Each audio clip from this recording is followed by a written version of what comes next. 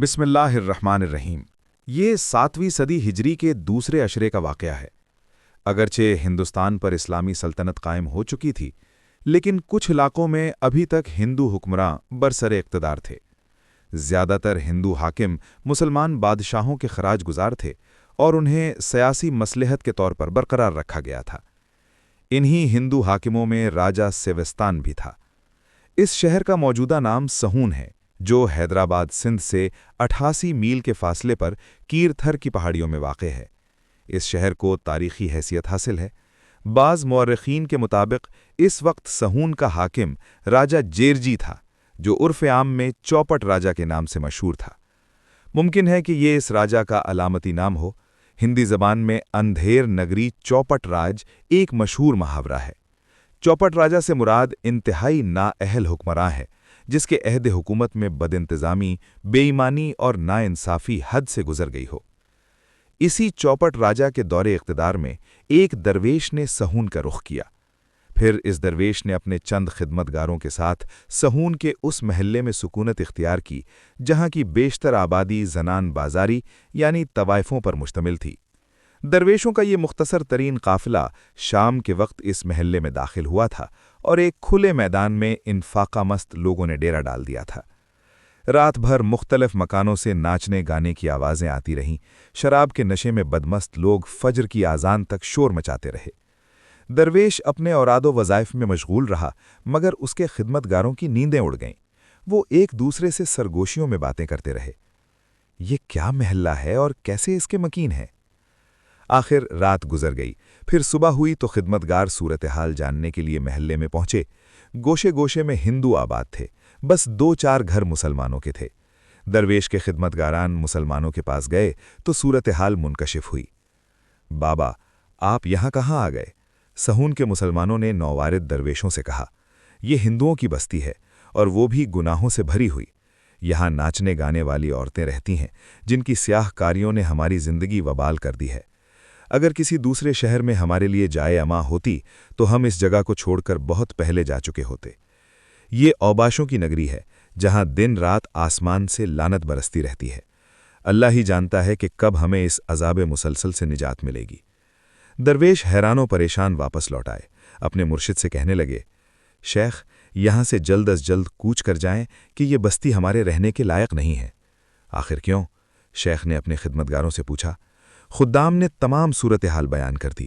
ہم لوگ غلطی سے طوائفوں کے ایک محلے میں آ بسے۔ غلطی سے نہیں آئے، بلکہ قصدن بھیجے گئے ہیں، شیخ نے خاص ادائے بے نیازی کے ساتھ کہا۔ شیخ، اس معصیت کدے میں تو سانس لینا بھی دشوار ہے۔ درویش، زنانے بازاری کی بستی میں مسلمان کو اس لیے پیدا نہیں کیا گیا ہے کہ وہ سازگار ماحول میں اپنے روز و شب بسر کرے اور چند روز زندگی گزار کر واپس چلا جائے۔ شیخ نے فرمایا، مسلمان ایک چراغ کے مثل ہے کہ جہاں تاریکی دیکھے وہاں چلا جائے اور اپنے وجود سے ظلمتوں کو دور کر دے۔ بے شک اس وقت ہم فاسقوں اور فاجروں کی بستی میں خیمہ زن ہیں، مگر ہمارا قیام عارضی نہیں۔ یہاں درویشوں کا ڈیرا مستقل ہوگا اور اللہ اپنی قدرت سے اس بستی کی تمام غلاظتیں دور فرما دے گا۔ وہ پاک ہے اور وہی اپنی پاکی کے صدقے میں اس زمین کی ساری کثافتیں دھو ڈالے گا۔ خدمتگارہ اپنے شیخ کے فرمودات سن کر بظاہر مطمئن ہو گئے تھے، مگر وہ دلی طور پر اس کیفیت و غلیظ فضا میں عجیب سی خلش اور بے چینی محسوس کر رہے تھے۔ دن کے اجالے میں اہل محلہ نے اجنبی درویشوں کو بڑی حیرت سے دیکھا۔ لوگ ہنستے، گاتے، جھومتے، لڑکھڑاتے اور خدا پرستوں سے استہزاء کرتے گزر رہے تھے۔ سورج اپنے مستقر پر گردش کرتا رہا، یہاں تک کہ شام ہو گئی۔ اندھیرے کی آمد سے پہلے ہی یہاں گھر گھر میں چراغ جل جاتے تھے۔ عطر، ایلم، پھول بیچنے والے گلی کے موڑ پر کھڑے ہو جاتے تھے تاکہ خریداران بدمست اپنے ظاہری و باطنی تعفن کو چھپانے کے لیے خوشبوؤں کا سہارا لے سکیں۔ برسوں سے یہی کاروبار جاری تھا، مگر آج کی شام اچانک بازار کا رنگ بدل گیا۔ روز کا معمول تھا کہ سورج ڈوبتے ہی خاموش گلیاں جاگ اٹھتی تھی، لیکن آج حیرت انگیز طور پر دور دور تک سناٹا پھیلا ہوا تھا۔ عطر اور پھول بیچنے والوں نے دیکھا کہ رقص و موسیقی کے شائقین گلیوں میں داخل ہوتے تھے اور یکایک گھبرا کر پیچھے کی طرف لوٹ جاتے تھے۔ آتے وقت ان لوگوں کے چہروں پر سرمستی و سرخوشی کے آثار ہوتے تھے، مگر جاتے ہوئے وحشت و سراسیمگی نمایاں ہوتی تھی۔ गुलफरोश उन्हें आवाज़ें देते रह जाते, मगर वो पलट कर न देखते और इस तरह वापस चले जाते कि अब उनके लिए बाज़ार हुस्न में कोई कशिश बाकी नहीं रही है। रात आई तो इस महल्ले पर सुकूते मर्ग का सा गुमान होने लगा। कहाँ तबलों, घुंघरुओं और आवाज़ों का वो शोर कि कान पड़ी आवाज़ सुनाई नहीं देती थी, और कहाँ ये खामोशी कि इस बस्ती के मकीन अपने दिलों की धड़कनें भी सुन सकते थे।